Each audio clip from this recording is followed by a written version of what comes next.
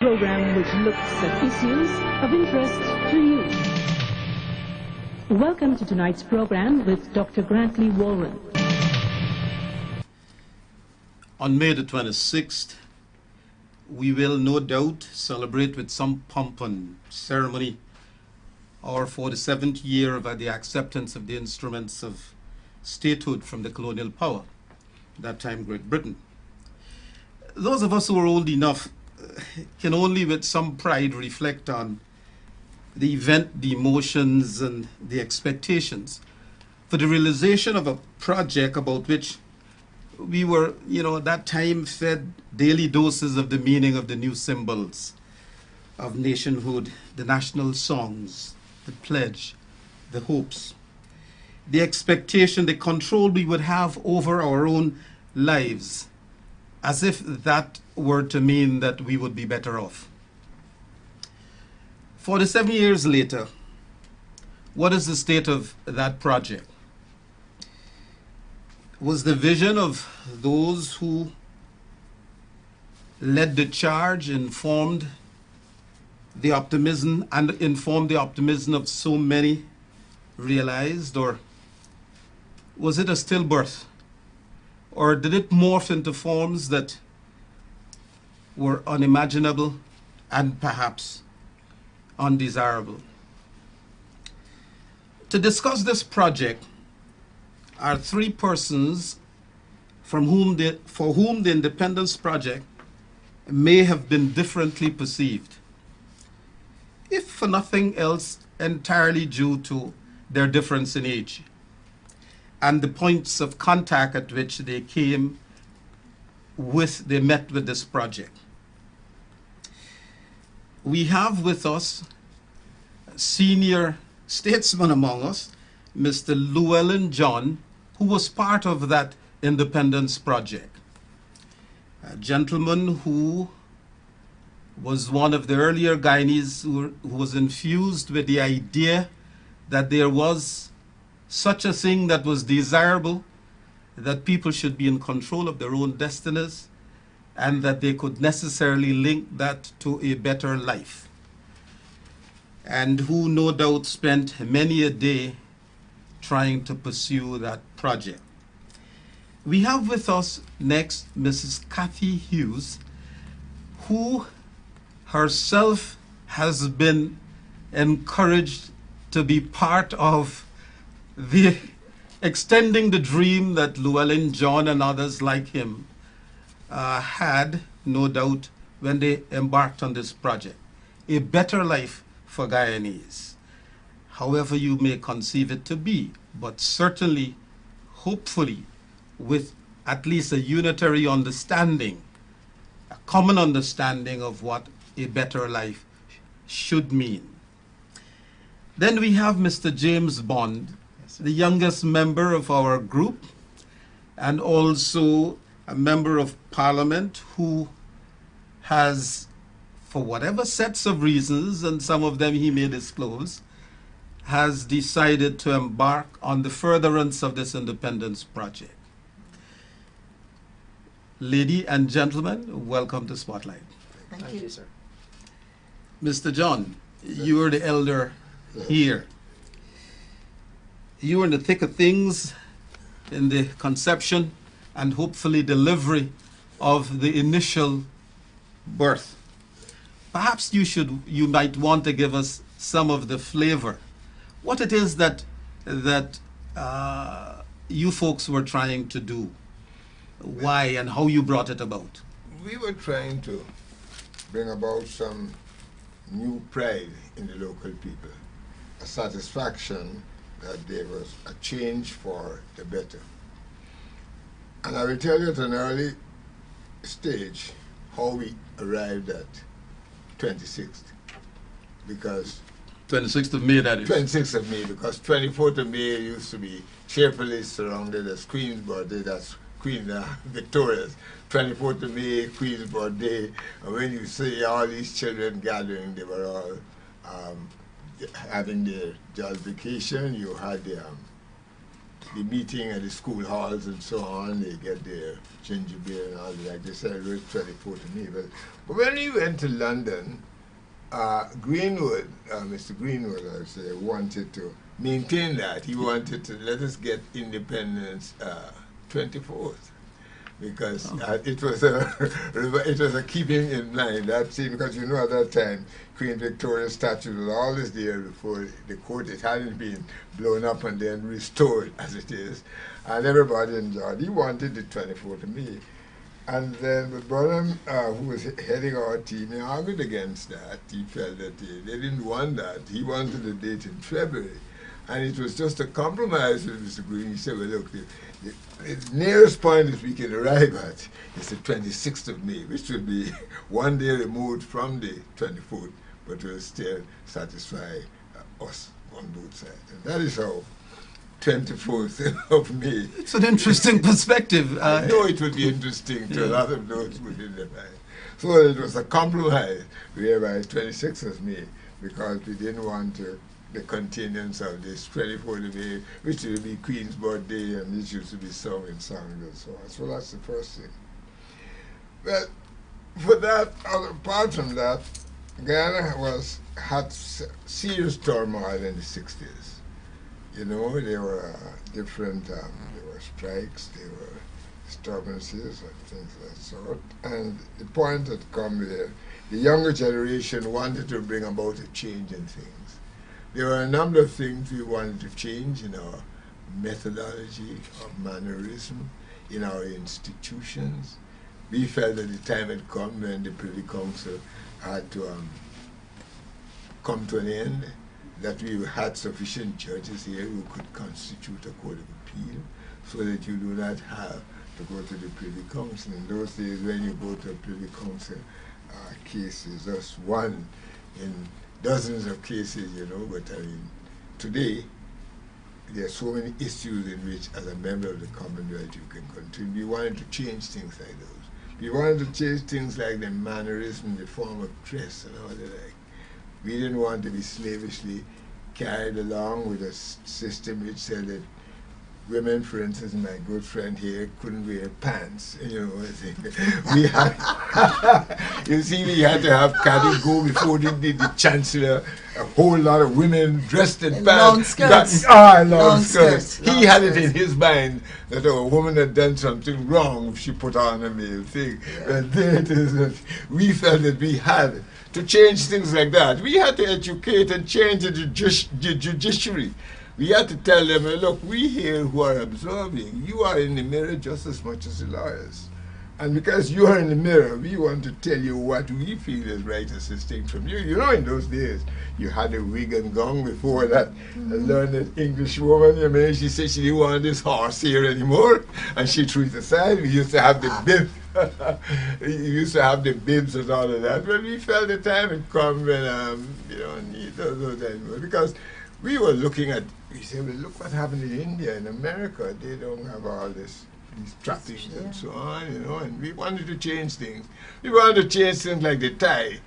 Those of us who put on the, what they call as a black Chinese or a black Indian, put on, yes, rather because we said well, the tie was a relic of something designed for the cold, and we are in the tropical country, and, you know. So we had a zeal to change things. You know, we wanted to change our institutions. We wanted to ensure that they adapt themselves to the fact that there has been a rebirth then of these people who are in the thing. So we were anxious to do those things. You know, Kathy, what Mr. John has just referred to, he immediately went to some of the ostensible, the outward signs of things that were wrong, but that spoke to more fundamental issues of being in control, I mean, of one's destiny. You have interfaced with this project as a mid-aged person. No. How fast I have arrived at middle age. She's below it. She hasn't gone there. What are your reflections on, I mean, when you became aware of the notion that we were going to fashion our own destiny. I mean, that was the major thing, I suspect, in a certain sense, that these gentlemen were trying to do. Well, I grew up with the stories of my grandfather, H.M.E. Chumley, who Mr. John would know. Oh, yes. Yeah, and through my father too, I clearly got a vibrancy of the passion that these gentlemen had at that time in wanting to create a whole new vision of who we were. And of course, going to high school in the 70s, we were brought up in our education system then to understand that this is what we wanted to be. We wanted to be able to decide politically whether we were non-aligned or whether we were going socialist or capitalist or communist. And it really was part of the world environment at that time too, because the whole non-aligned movement in the early 70s, that was all part of our history. I have always supported and grew up. I went to the University of the West Indies, so I like to think of myself as a regionalist. I always grew up appreciating the importance of us defining ourselves. In our music, Mr. John mentioned our dress, but certainly some of our newer institutions that have come since independence, like CXC. Now we have a Caribbean court. We were talking about having only the option of the Privy Council.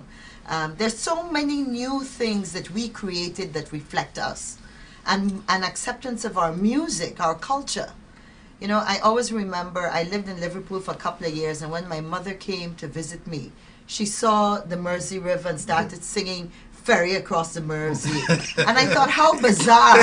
This woman that had never seen the Mersey River in Liverpool, England, was singing the song. Yes. But it's exactly the same thing when we talk about the Queen's birthday on the 24th, and everybody growing up knowing the words of the British national anthem and all those trappings. Yes. So I think it was very important for us to move ahead and to carve our own. The question is where we are today and how much the last generation has been able to push forward the efforts of Mr. John's generation. I think that is the question.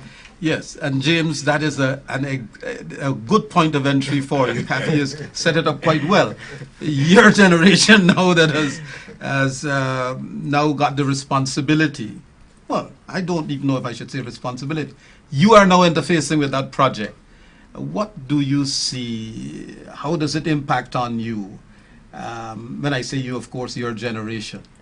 I tell you, sadly, I had some discussions with some folks who were relatively young, less than 35. And they seemed not to have known much of the details of a history which had just gone by a couple of years ago, and seemed to care even less. Your views? I must say that our generation, of course, have forgotten long to reign over us, God save the Queen. I don't think we've forgotten so much and probably forgotten too much. The identity that was supposed to be shaped, it's in jeopardy. The history, the artifacts, the markings on this journey to independence and thereafter, they're lost. They're lost, and we're in jeopardy of completely forgetting who we are and the struggles all and sundry played in getting us to this place. For this reason, we can't talk about attributing blame to either the young generation or the older generation. I think it's a collective misstep as a country where we have placed certain things foremost in our minds, as opposed to getting back and recapturing those lost years, those lost memories, and instilling it in the generation that is now and to come. politics for me has done a bit of sensitization on my own part, in which I'm alert as to, and you use a good word, responsibility, to chasing after the dream crafted by Hubert Nathaniel Critchlow, by Shelley Chagan, by Forbes Burnham, by the others, Llewellyn John and the others. others. I feel a responsibility to restore the vision, because I must say independence is such a good thing, self-determination, self-rule, but the words preceded the self, and we've forgotten ourselves as Guyanese. We've forgotten what it is to eat up the same pot, what it is to socialize with persons of different races, what it is to help each other. We forgot what it is to elevate ourselves. So in a sense, our generation is not to be blamed. I'm not giving them a hall pass here, but I'm saying there's a collective responsibility as a family of Guyanese, in which we owe it to one the other, to assist the younger generation to better understand their role, responsibility in furthering the dream. You know, this independence celebration, this act we go through every year this time, I've been hearing with greater frequency, even as one is attempting to encourage people to come to an event or other. Guyana, this fair land of ours, has broken the bondage of distant powers. We love you, Guyana, from highland to sea, and pray God may make us worthy of thee. The chorus of that song that is being played just about every day and for every hour, I really hope how many people are paying attention, and it's to that I want to draw the next question. All hail to Guyana, our country now free, one people, one nation, one destiny. We pledge every effort. We will cherish this earth and make here a paradise, land of our birth. When you were at school, did you have to go through? All hail to Guyana, our country now free. See, that sounds better. You know, Yeah. One people, one nation, course. one destiny. So that is how I grew up. That is how and I must say I get chills whenever I actually sing a national song. I get chills. I get goosebumps because it means a lot to me. And it's that sense of national pride that I got from my parents, I got from going to school, from my teachers.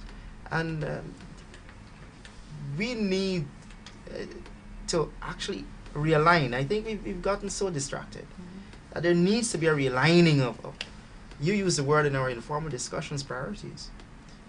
But in this sense, in our national priorities, as to what it is really that we really want out of this country, and how we willing together collectively to bring it to what these national songs speak of. You know, the man who wrote the national anthem, Father Luca, taught me English at Bobby's High School, and that's just at that time, around that time, because I had finished O levels in '66. One of the things that came out of that whole process, and it's one people, one nation, one destiny. Let me just focus on this part of the project most important part. at this time. Yeah. The whole idea of national cohesion, it became our pledge. That's right. What has happened with the project with regard to this sense of fostering of national cohesion? Kathy, you want to take a run at that? Sure. I think that we forget that national cohesion just doesn't happen like that. And I think in the independence time and the early period just after independence, you had a generation that knew exactly what they did not want to be. They knew that they were moving from a colonial master, they were creating a new identity. I think the challenge we've had in Guyana, at least from my age group, is that we moved forward, but we didn't really shape what this new Guyana was going to be. We didn't shape it sufficiently to ensure that the whole concept and that whole national plan, you could call it, that national vision would be imparted to succeeding generations. And I think what happened is that we went through the 70s, and even if you look back on our histories, we've had moments that have been tumultuous, and maybe like other countries, we tend to say, well, let me not focus on that time necessarily. But there were other things happening at that time. The 70s was a time when we really pushed our national songs, where we built on this sense of being Guyanese. Let us cooperate for Guyana. Those are the songs we grew up with. Not a Blade of Grass was another aspect of our history. And if you look after that period, I think the next generation really didn't have enough of a sense of where we were coming from, and most importantly, where we wanted to go. And then we have the added challenge in the late 80s and the 90s, and even more now, the impact of technology. It is easier for Guyanese young people to get a sense of music, of culture, of places that are alien to Guyana, just by the impact of the media, the technology, texting, that whole world that impacts us so heavily. We have not done anything to ensure that in addition to that vision of an international world, that this is who you are, this is Guyana. And a very simple thing that I've been saying that we could do for a long time is just have a campaign of what it is to be Guyanese. If you think about Guyana today, when we say what is Guyanese, if everybody's honest, they would realize that we instinctively start to think, well, is it an Amerindian Guyanese? Is it an Indo-Guyanese? Is it an African Guyanese? We have not built and marketed a concept of what a Guyanese is. And therefore now you have young people, and here I'm talking about below the age of 10, that will not know who Mr. Burnham is, will not know the great cricketers Clive Lloyd, Alvin Calderon, all these people that made us who we are, that we can be proud of, to say, yeah, I'm Guyanese. Most people today don't even want to say that they're Guyanese. And that is an important area of negligence that I feel very strongly that we must correct. We can sell soap powder. In my industry, in the media, we sell soap powder, we sell all kinds of things.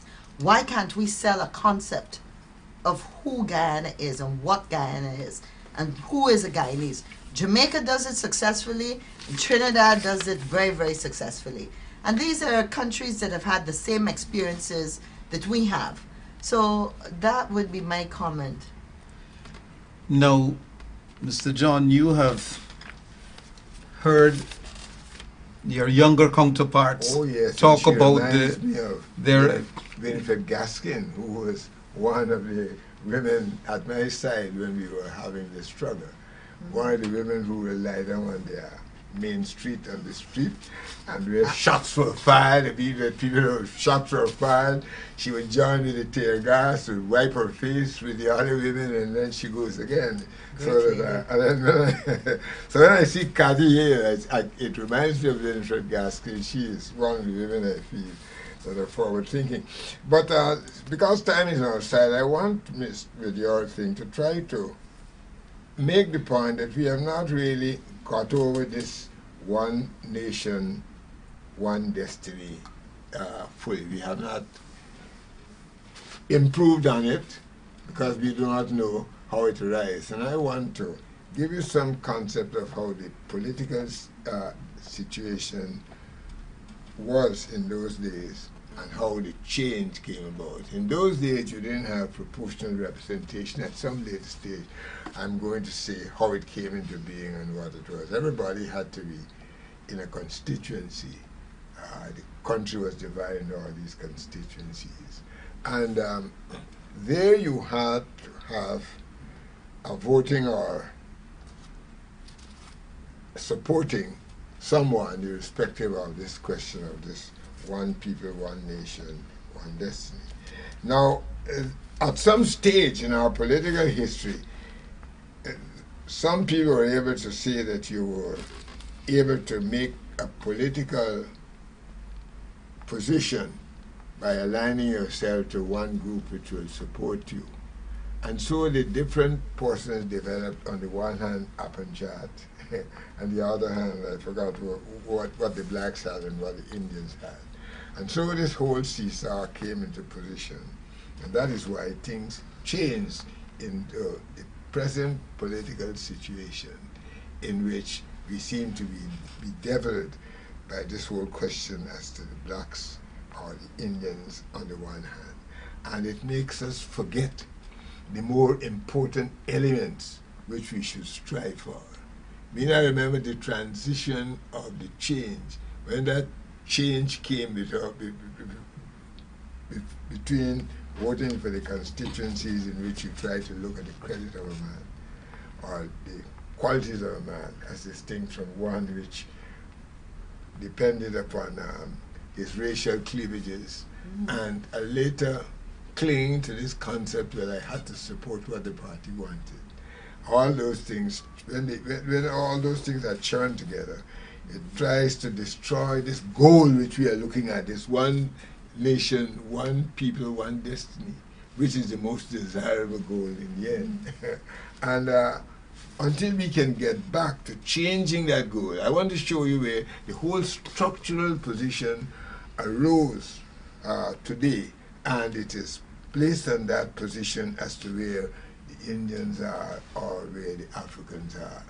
I think that the whole question has come about because of how it was perceived over that period. The Indians were there in the fields, in the farm, in the fields, in the lodges and so on. The blacks, they catapulted to shortly be in the pre-independence period to be the children of the schoolmasters and the nurses and the sanitary inspectors.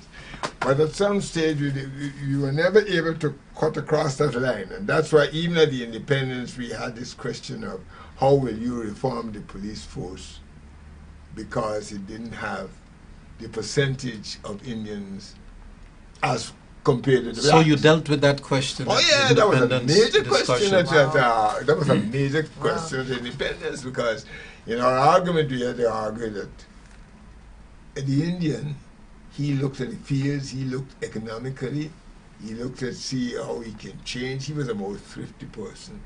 The black man was more to the frolic, he was more the frolic. He looked at the, well, as one man described, he said the black man was a ruler. He liked to be a ruler without money.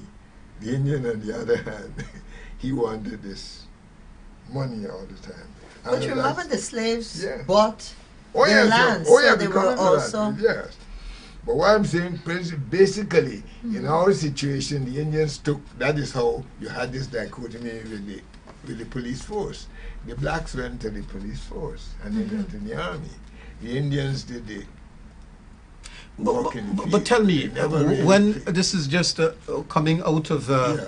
this immediate point you're making, if this was a matter that was raised at the independence discussions, Oh, yeah. the whole question of rebalancing, as it were, of certain elements of governmental life, public life, how did you all deal with the question, let's say, for instance, of the police? What kinds of prescriptions came Well, out we then? dealt with the question of the police. For instance, we had to try to remove from in the police force, those preconditions which we felt operated one way or other. I mean, if they couldn't, the meals, all your regulations and so on, to try to see how far we could get more Indians to come into the police force. You understand? I mean, all those days, I mean, as Minister of Home Affairs, you were dealing with police, prisons, fire brigade. I mean, I'm talking of those institutions.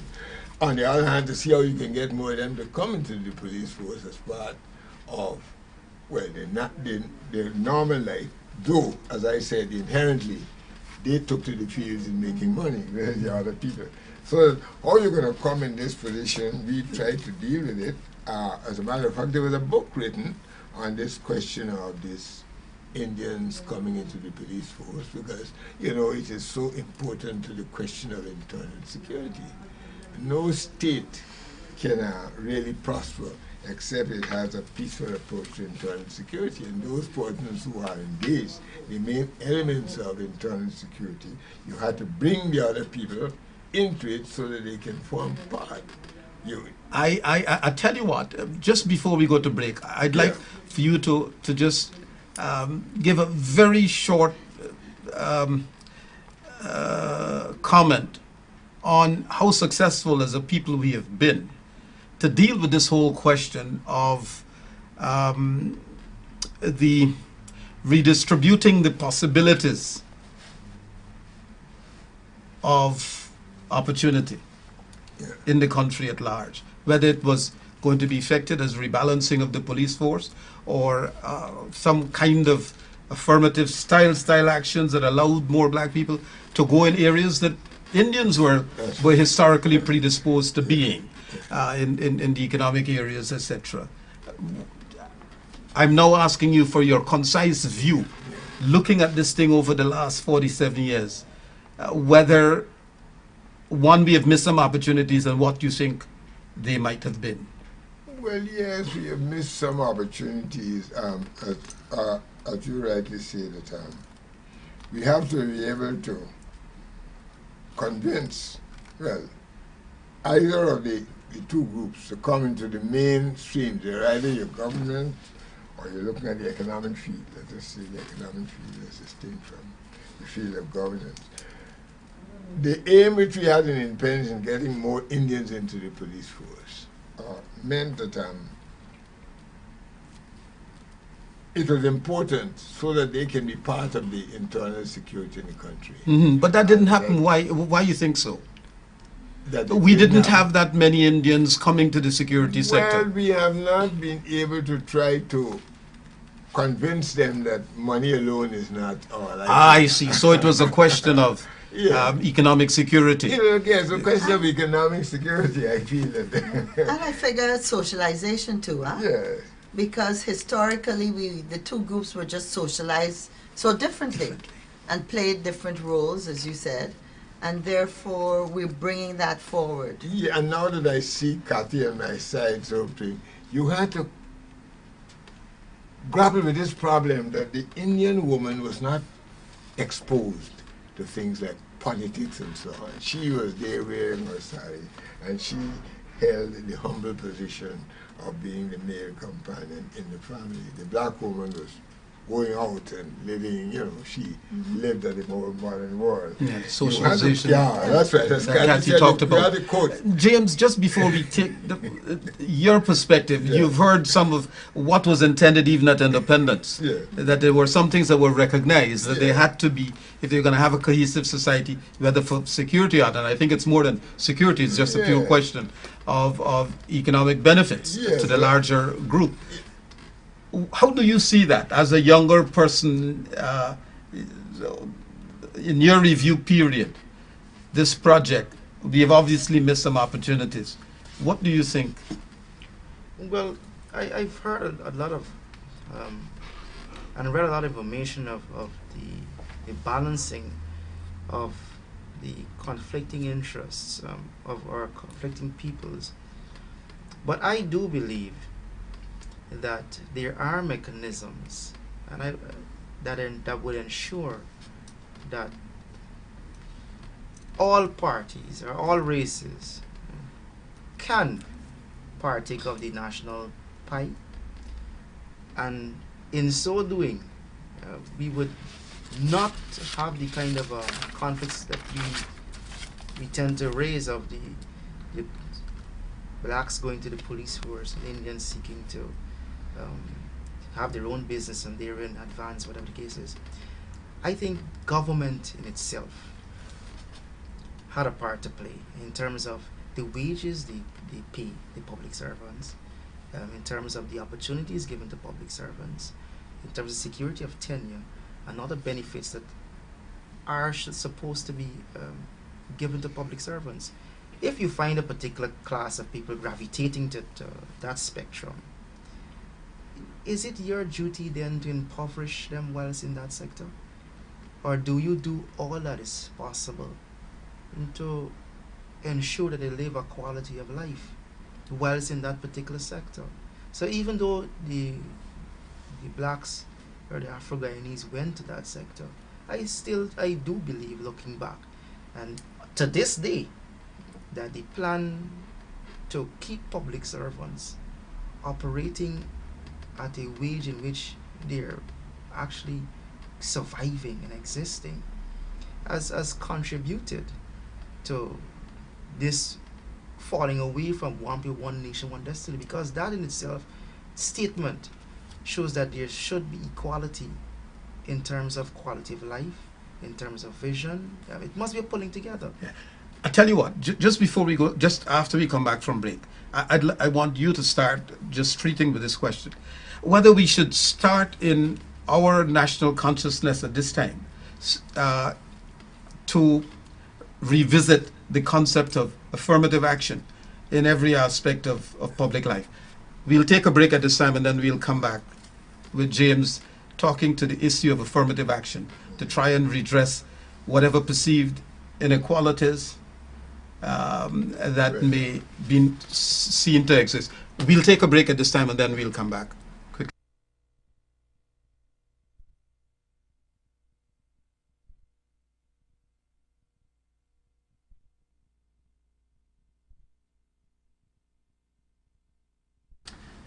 You know, in 2011, when we did this very exercise, we had the benefit of some Guyanese from the diaspora. And one of them, a very senior person, who's acquitted herself quite well in the United States, in public service in the United States, a very high level, made the observation that she detected on reflection, and this was in 2011, that there was a diminishing of the Guyanese brand, which she felt almost guaranteed their acceptance and success in their new societies. And this brand was defined by a sense of high education, hardworking, thrift, committed, purpose-driven, and law-abiding.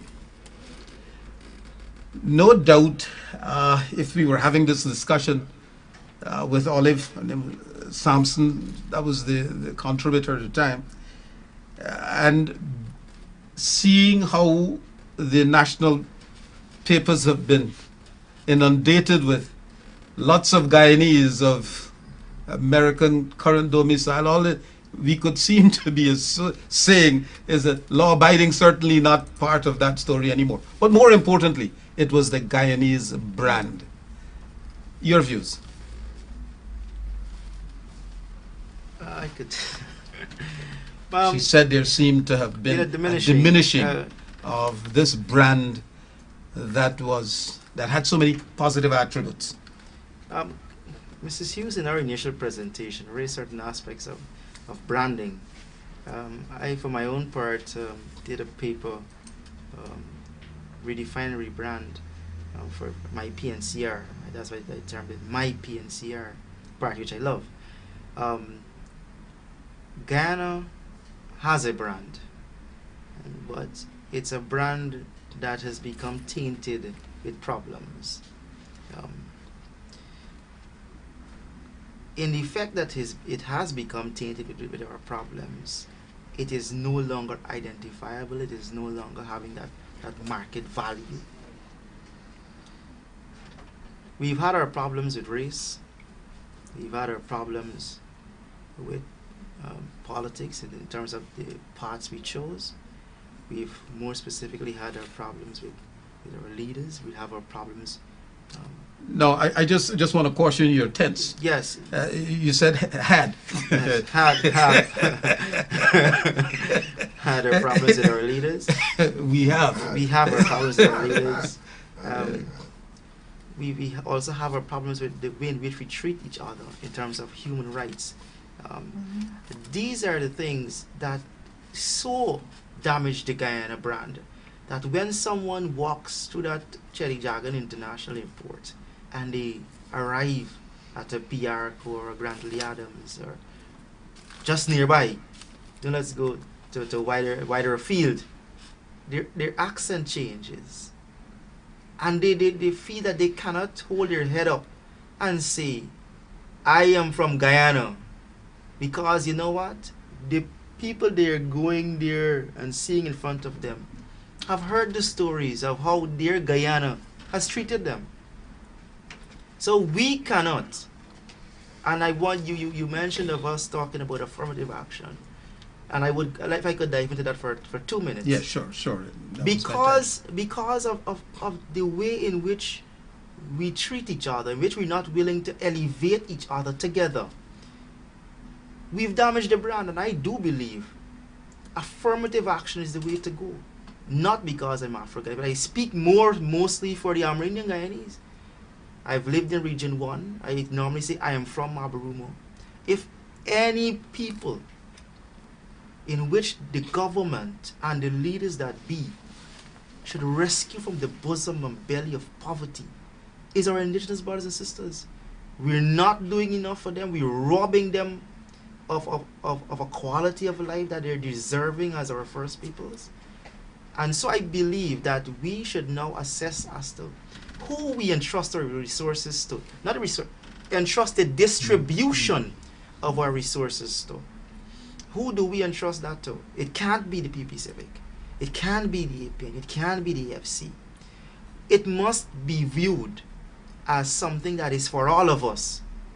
And when we have that buy-in, I think automatically our brand value will live, because you have all 6 races having a part of this brand, having an investment, a vested interest in what they're actually getting from and giving to. And I do believe our what do you call our stock on the international market will again grow to that era that we often spoke of being the garden city, of being the bread basket. That's my contribution. Thank you very much.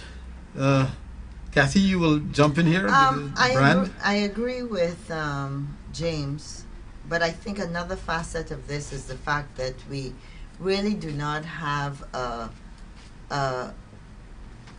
comprehensive development plan that we've all bought into. And I think that's where, when we talked earlier about missed opportunities, I think a big opportunity that we missed was when we had so many thousands of people across the length and breadth of Guyana that came up and contributed to a national development strategy, which really should have been pushed and marketed as the vision of where we want to be and as a uniting force for us all.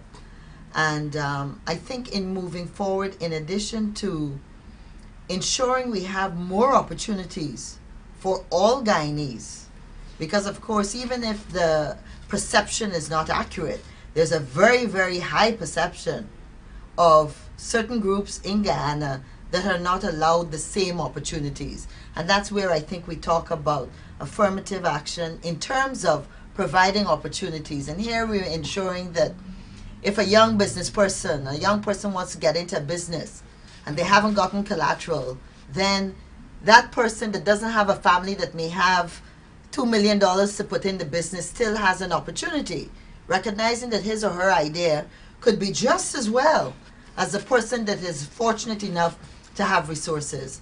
So what we're saying is that we need a plan that Guyanese buy into, that this is where we're going. This is what we want to achieve by 2020, 2025. You know how the Chinese always have all these plans? I always believe that if you know what you're working towards, then you have a stronger chance of getting there. And there we're talking about what this economy is going to be based on. We seem to be responding all the time to a drop in bauxite prices years ago, the gold now dropping, what next is it going to be? Without really having a plan. Sugar at an all-time low, and all we do is respond to these crises. We go day to day from one crisis to another. And an important aspect that I feel very strongly about When you look at the world today, there are millions of articles of the shortage of food that the world is going to be plagued with. The shortage of water. That's the buzzwords that you hear on the Discovery Channel and all the discussions. We have hundreds of thousands of young people without a job. And yet, we have not started to repackage the concept of agricultural production as a business. I mean, right now, most people think of, oh God, I won't go in the hot sun and dig a hole and put no seed in there. That ain't making sense. But how do you repackage it to young people and provide opportunities that you can look at this as a business? Guyana should be sending pineapples to Barbados. Pineapples from Thailand should not be landing in Barbados cheaper than we can land it from Guyana. Something is grossly wrong. And those are the avenues that we have to look at. We need to put a plan in action, and we need to make sure that opportunities are provided for the Amerindians, for Afro-Guyanese that feel that they don't have an equal stake, and for Indo-Guyanese, for all Guyanese. I think that's a starting point. I tell you what, Mr. John, what I'm going to do is ask you to, I'm certain that you endorse those views wholly, and in the interest of time, what I would like you to react to first, since you have the longest perspective on these issues. You know, in May '66, two actual adversaries embraced before this country, even as we received those symbols of nationhood. Dr. Jagan and Mr. Burnham embraced at this event.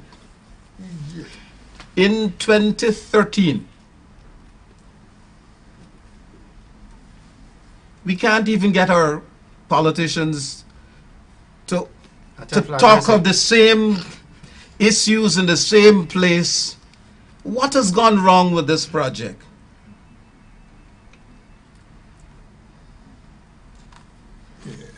Well, I don't know that And how one we can could make put it back on track. an assessment of how the politicians in 2013 are acting. Because even at independence, we used to look at the main points which were in conflict. I mean, the PNC was going ahead for independence. The PDP also wanted independence, but at the same time, they were not coming as part. In other words, we had a difficulty in getting the PPP. Yeah, but there was a shared vision of independence. Yes, there was a shared what- vision. Of course, you had Moses Bagwan. He was the one simple gentleman they were trying to come on this side to sort of balance it. But as I said, the concept of independence was there. It had been shared by both the supporters of Burnham as well as the supporters of Jagan. The concept of a movement away from the old order was shared, that you had to have universal adult suffrage. Everybody having a right to vote. At the things that I told you, that I said before, you had limited rights. Where possibly you say things went wrong, might have come about because of either side grabbing at what was opportunistic to retain political power. Maybe that is what went into it, and therefore you had this split in the PPP. In other words, what one would call it before that, in which the Africans went one side, with Burnham and the PPP remained. I think that the difficulty came in that they were never able to overcome that and see the whole aspect of things on a broader field. So that we reach a stage where, Guyanese find themselves in different segments. We have got to deliberately come on a program in which we can override the reasons for those differences. People All right. seeing themselves But I did in an Indian area, so I can get these lights and all the like and so on. And you look at the other people who say, well, they ain't got no lights, they ain't got no water. We have got to act with positivism, to revise and to change that. That's the only way we're going to attain this one nation, one people, one destiny. All right. We have demonstrated an inability over the last 47 years to change this particular paradigm. We are not without a sense of creation. What, if anything, would be the first thing that you think should be changed, that we should strive to change, to allow for the easing of the way where we can start at least talking about the problem and dealing with it? Well, once we have to impose something on ourselves, I'm saying a that- structure. And I wonder if I'm let me just go a saying, little sir, further. that all is not lost. In Yes. other words, all is not lost. I think that we must keep that focus before our mind's eye. One people, one nation, one destiny. And I think that whatever we do has got to be geared towards attaining that. You know, I think- those aspects of our life that sort of created this division based on the racial attributes, those things, they don't exist in Guyana alone. Suriname has problems which are not... yes, but you've identified power. Yes. Power as one of the central sources Yes. of this difficulty. I For wonder. instance, I would tell you on the local government reform task force, I was the engineer or the architect of a new reform whereby you will have a mixed system of constituencies and proportional representation. Because proportional representation has become part of the political culture of Guyana. And I saw that when you tried to apply it in the local government system, it operated in a manner in which at least it preserved in all the various communities some representation of either group. And so that is how I thought that the idea of having a mixed system might be one major step in going, because it will put in the local areas, wherever you are, whether you're a man in Buxton or Linden or anything, a place where either the one group got 10 persons and the other group got 3 or 4, that there was still participation. See, what we have to do is to get away from this segmentalization of the specific groups. Once you have to get away from that. Yeah. I notice your prescription in terms of local government changes that need to be brought about so To that be at brought least about there's a in sharing of communities. power. Kathy and James, as you treat with this issue, I mean, obviously, what Mr. John is talking about is a structural rearrangement Yeah. of the way in which Absolutely. power is yeah. exercised, is conferred and exercised. And I wonder if, therefore, you would take on board the issue that we have always had an over-centralized Absolutely. authority Absolutely. in this country, and in it resides a major, significant part of our the problem. yeah. Could you? I think if we go back at the start of this discussion, Mr. John made a very important point when he was talking about when the Constitution was changed, and the fact that the system then in 1980 then made everything appear, or the structures became more political, because it wasn't the individual that had to answer to a specific constituency and be judged on how he or she performed. It then became the political party. And I think what we've done is entrenched the politics, the political parties, these 2 or 3 structures, and not built on the concept of nationalism and national structures. So I think that one of the things we have to go back to is actually looking at the Constitution. We have to have constitutional change in some of these areas so that it's the overriding factor.